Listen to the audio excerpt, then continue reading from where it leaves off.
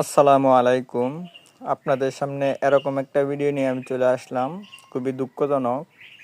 আসলে আমরা কালকা সেফটি ট্যাঙ্কির নিচে ঢালাই করে গেছি। তো আজকে এসে দেখেন প্রায় কোমর পানি হয়েছে গা সেফটি ট্যাঙ্কির ভিতরে। দেখেন কি অবস্থা।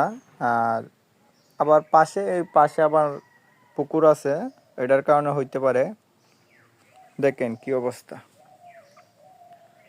আজকা 4 দিন যাবত এই সেফটি ট্যাঙ্কির ভিতরে কাজ করতেছে। তো আপনার মোবাইলের ভিতরে হয়তো ছোটো লাগতে পারে, কিন্তু সেফটি ট্যাঙ্কিটা অনেক বড়।